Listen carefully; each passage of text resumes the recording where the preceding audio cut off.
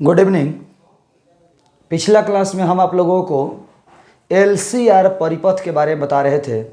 LCR परिपथ में हमने आपको बताया कल एलसीआर परिपथ की प्रतिबाधा, एलसीआर परिपथ की दिशा, उसके बाद शक्ति गुणांक, उसके बाद अनुनाद।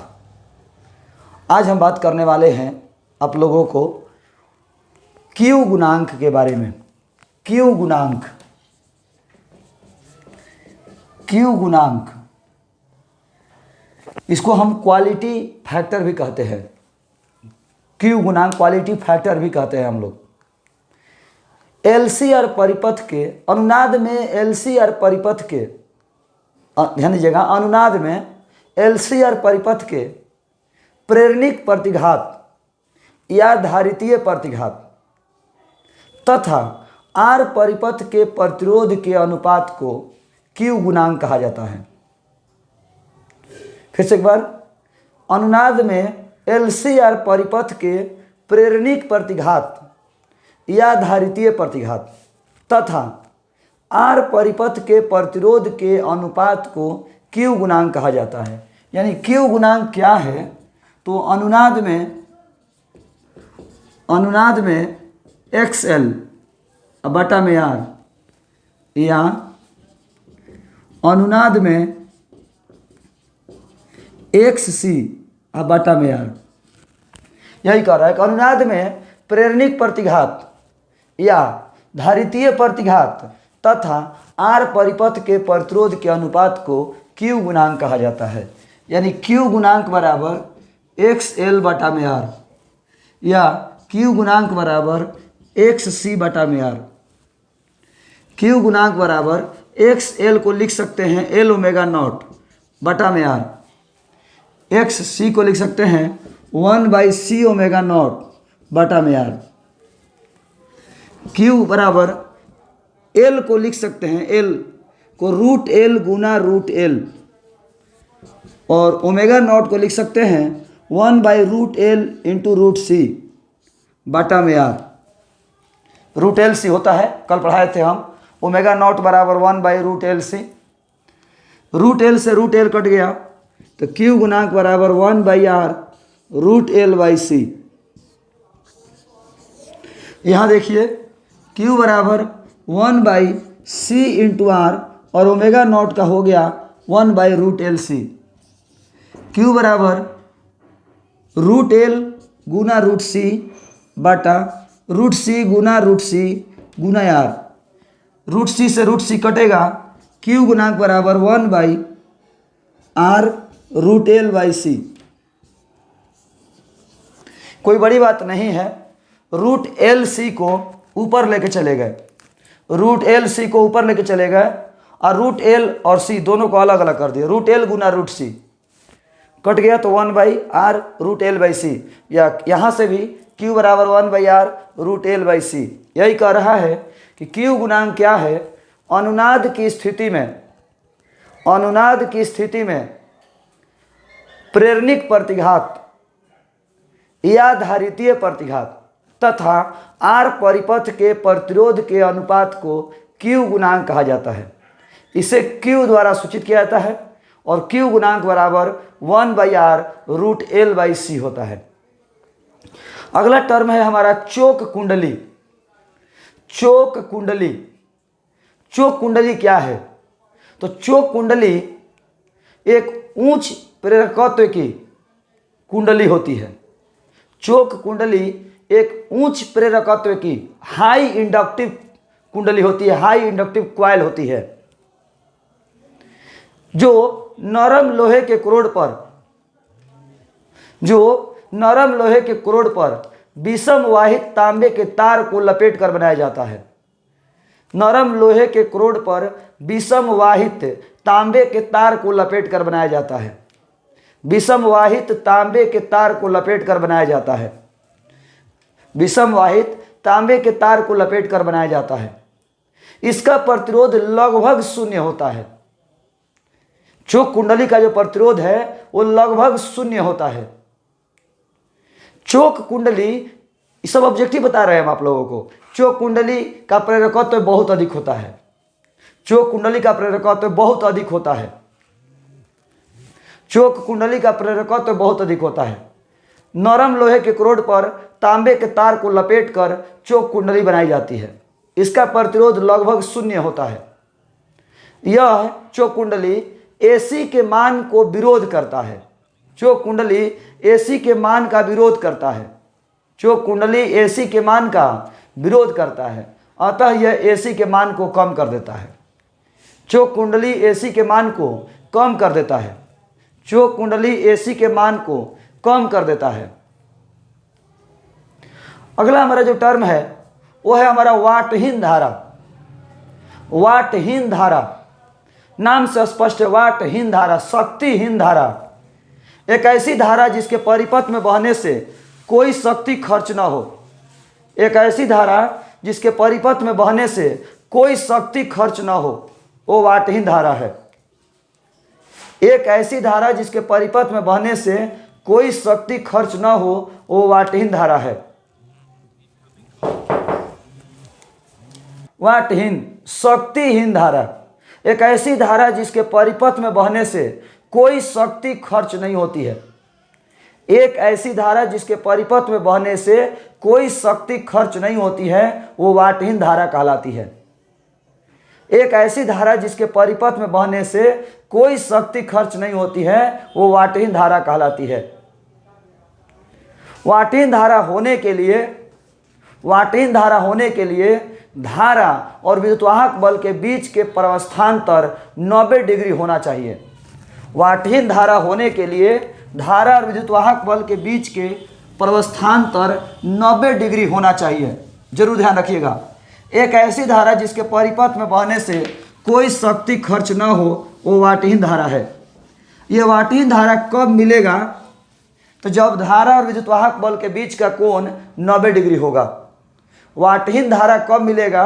तो जब धारा और विद्युतवाहक बल के बीच का कोण 90 डिग्री होगा, यानी फाई बराबर 90 डिग्री होगा। और जब फाई 90 डिग्री होगा तो शक्ति गुणांक कल पढ़ाए थे, कॉस फाई। कॉस फाई मतलब कॉस 90 डिग्री, कॉस 90 डिग्री मतलब 0।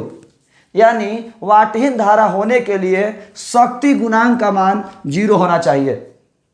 शक्ति गुणांक का मान 0 होना चाहिए। वाटहीन धारा तभी होगा जब धारा और विद्युतवाहक बल के बीच का कोण 90 डिग्री होगा।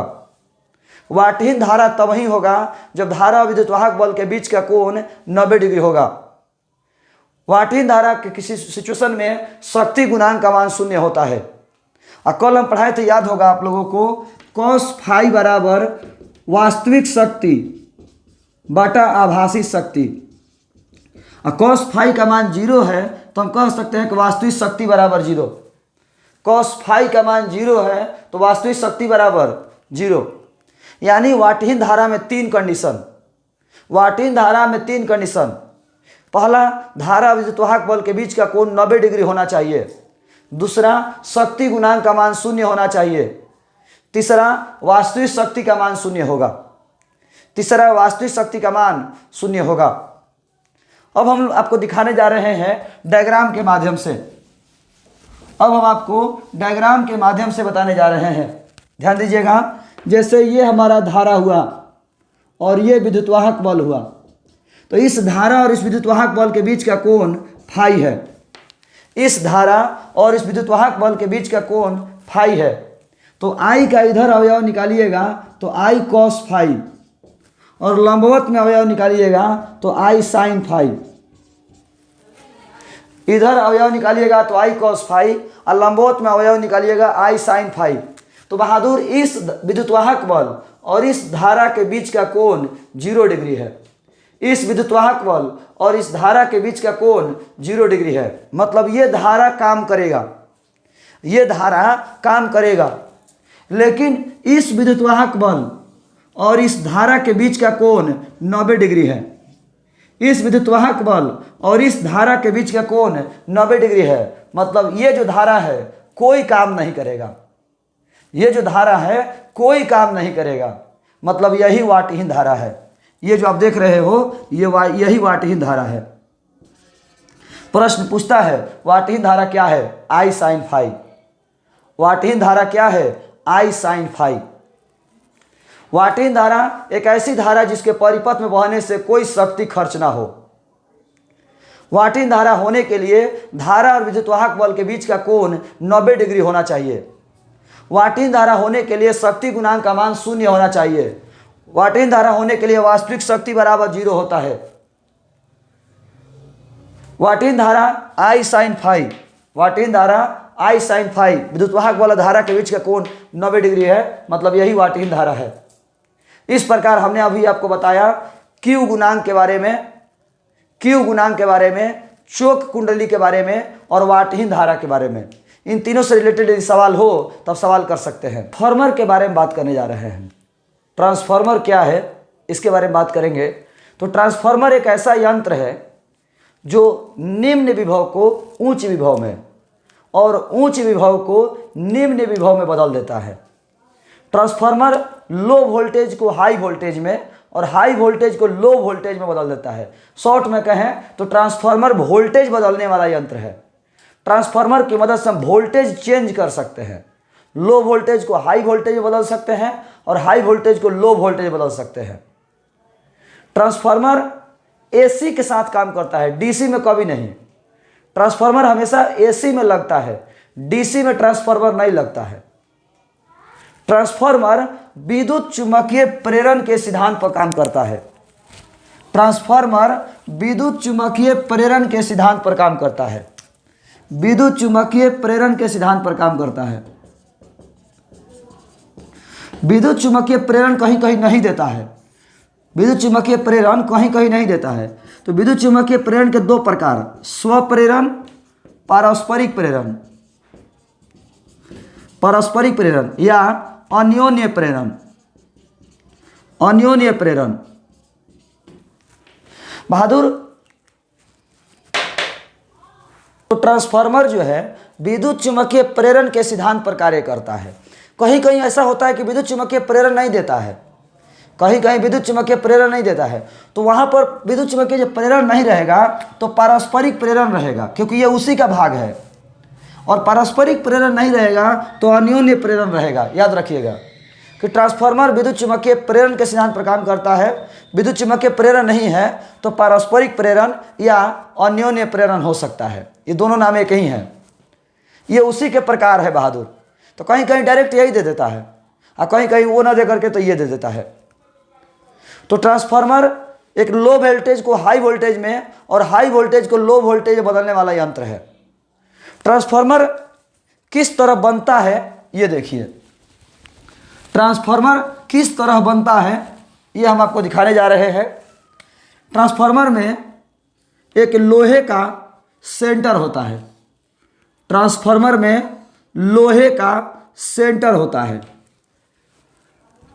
ट्रांसफार्मर में लोहे का सेंटर होता है। लोहे के सेंटर पर ये जो लोहा का सेंटर है ये परतदार होता है, परत बाई परत होता है। ये जो सेंटर है लोहा का ये परत बाई परत होता है, लेयर बाई लेयर होता है।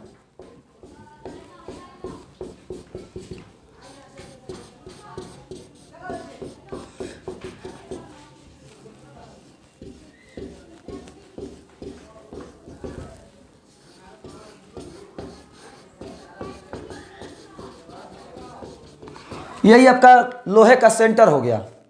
लोहे के सेंटर पर तांबे के पतले तारों को लपेटकर दो कुंडली बनाई जाती हैं। लोहे के सेंटर पर तांबे के तारों को लपेटकर दो कुंडली बनाई जाती है। एक कुंडली P है और दूसरा कुंडली S है। P को प्राथमिक कुंडली और S को द्वितीय कुंडली कहते हैं, प्राइमरी कॉइल और सेकेंडरी कॉइल। P को प्राथमिक कुंडली और S को द्वितीय कुंडली कहा जाता है। प्राथमिक कुंडली में फेरों की संख्या Np है और द्वितीय कुंडली में फेरों की संख्या Ns है। जब आप चित्र बनाएंगे तो ये जरूर ध्यान रखिएगा कि दोनों में लपेटों की संख्या बराबर नहीं हो। जैसे हम बनाए हैं तो इसमें 3 गो है, इसमें 4 गो है। दोनों में लपेटों की संख्या अलग अलग है। दोनों में लपेटों की संख्या अलग अलग है। ये हमारा कुंडली P है और ये कुंडली S है। ये एनपी हुआ, ये एनएस हुआ, ये एनपी हुआ, ये एनएस हुआ। प्राथमिक कुंडली फेरों की संख्या एनपी, द्वितीय कुंडली फेरों की संख्या एनएस। प्राथमिक कुंडली में प्रवाहित होने वाला एसी है और द्वितीय कुंडली में बाहर निकलने वाला भी एसी है। संपूर्ण व्यवस्था को एक विशेष प्रकार के तेल में डुबा कर रखा जाता है। इस पूरी कुंडली को एक विशेष प्रकार के तेल में डुबा कर रखा जाता है, जिसे ट्रांसफार्मर का तेल कहा जाता है। ऐसे हम आपको बता दें, ट्रांसफार्मर एक बिना तेल वाला भी होता है, सूखा ट्रांसफार्मर, और एक गीला ट्रांसफार्मर तेल वाला भी होता है। एक बिना तेल वाला और एक तेल वाला भी होता है। जो ज़्यादा केवी के ट्रांसफार्मर होते हैं, 100 केवी, 150 केवी, 200 केवी, वो सब ट्रांसफार्मर तेल वाले होते हैं, उसमें तेल होता है। और जो 30 केवी, 40 केवी, 20 केवी के ट्रांसफार्मर हैं, वो बिना तेल वाले होते हैं। या जो रेडियो में, टीवी में, इन्वर्टर में, स्टेबलाइजर में ये सब जो लगता है, ये बिना तेल वाले होते हैं, सूखा ट्रांसफार्मर होते हैं ये सब। तो बहादुर ट्रांसफार्मर सॉफ्ट आयरन कोर पर, लोहे के सेंटर पर, जो लोहे का सेंटर है वो परतदार होगा, layer by layer, layer by layer होगा। उस पर तांबे के तारों को लपेटकर 2 कुंडली बनाई गई है। एक कुंडली पी है, दूसरा कुंडली एस है। पी को प्राथमिक कुंडली, एस को द्वितीय कुंडली कहा जाता है। पी को प्राथमिक कुंडली, एस को द्वितीय कुंडली कहा जाता है। प्राथमिक कुंडली फेरों की संख्या एनपी है, द्वितीय कुंडली फेरों की संख्या एनएस है। संपूर्ण व्यवस्था को एक विशेष प्रकार के तेल में डुबा कर रखा जाता है, जिसे ट्रांसफार्मर का तेल कहा जाता है। अब हम बात करने वाले, ये काम कैसे करता है, ये ट्रांसफार्मर काम कैसे करता है। तो बहादुर, जब प्राथमिक कुंडली में एसी प्रवाहित करेंगे, जब प्राथमिक कुंडली में एसी प्रवाहित करेंगे, जब प्राथमिक कुंडली में एसी प्रवाहित किया जाता है, तो प्राथमिक कुंडली के चारों तरफ चुंबकीय फ्लक्स उत्पन्न होता है। प्राथमिक कुंडली के चारों तरफ चुंबकीय फ्लक्स उत्पन्न होता है। यह चुंबकीय फ्लक्स द्वितीय कुंडली के घुमावों से होकर गुजरता है। जो प्राथमिक कुंडली में चुंबकीय फ्लक्स है, ये प्राथमिक कुंडली के जो चारों तरफ चुंबकीय फ्लक्स है, ये द्वितीय कुंडली के घुमावों से होकर गुजरता है। द्वितीय कुंडली के घुमावों से होकर गुजरता है। प्राथमिक कुंडली के चारों तरफ जो चुंबकीय फ्लक्स उत्पन्न हुआ, वो द्वितीय कुंडली के चारों तरफ द्वितीय कुंडली से चुंबकीय फ्लक्स गुजरने लगा। चूंकि एसी अपनी मान और दिशा बदलता है, इसीलिए द्वितीय कुंडली से गुजरने वाला चुंबकीय फ्लक्स भी बदलता है। जब प्राथमिक कुंडली में एसी प्रवाहित करेंगे, तो प्राथमिक कुंडली के चारों तरफ चुंबकीय फ्लक्स उत्पन्न होगा। यह चुंबकीय फ्लक्स दूसरा कुंडली से घूमेगा। चूंकि एसी अपनी मान और दिशा बदलता है, इसीलिए फ्लक्स भी बदलेगा, और फ्लक्स बदलेगा तो आपको पढ़ाए हैं फैराडे के नियम से प्रेरित धारा उत्पन्न होगा। फैराडे के नियम से हम बताए हैं प्रेरित धारा उत्पन्न होगा। जब फ्लक्स में परिवर्तन होगा तो प्रेरित धारा उत्पन्न होगा, यानी द्वितीय कुंडली में प्रेरित धारा उत्पन्न होता है। द्वितीय कुंडली में प्रेरित धारा उत्पन्न होता है, और यह धारा भी अपनी मान और दिशा समय के निश्चित अंतराल पर बदलता है। इसीलिए कहा जाता है कि द्वितीय कुंडली में भी एसी ही है। प्राथमिक कुंडली में जब एसी प्रवाहित करेंगे, प्राथमिक कुंडली के चारों तरफ चुंबकीय फ्लक्स उत्पन्न होगा। यह चुंबकीय फ्लक्स दूसरा कुंडली से होकर गुजरेगा। चूंकि एसी अपना मान और दिशा बदलता है, इसलिए दूसरा कुंडली से गुजरने वाला फ्लक्स भी बदलता है। दूसरा कुंडली से होकर गुजरने वाला फ्लक्स भी बदलता है। दूसरा कुंडली से होकर गुजरने वाला फ्लक्स भी बदलता है। बहादुर, चूंकि फ्लक्स जब बदलेगा तो फैराडे के नियम से प्रेरित धारा उत्पन्न होगी, और ये धारा भी अपनी मान एवं दिशा बदलती है। इसीलिए द्वितीय कुंडली से होकर गुजरने वाला जो धारा है वो भी हमारा एसी होता है। इस प्रकार ट्रांसफार्मर में इनपुट और आउटपुट दोनों एसी होता है। तो आज के इस क्लास में हमने आप लोगों को क्या क्या बताया? क्यू गुणांक, चोक कुंडली, क्यू गुणांक, चोक कुंडली, वाटहीन धारा, ट्रांसफार्मर क्या है, किस सिद्धांत पर काम करता है, इसकी बनावट क्या है और इसकी क्रिया विधि कैसी है। कल हम ट्रांसफार्मर से ही आगे बात करेंगे। तो आज के इस क्लास में इतना ही। धन्यवाद।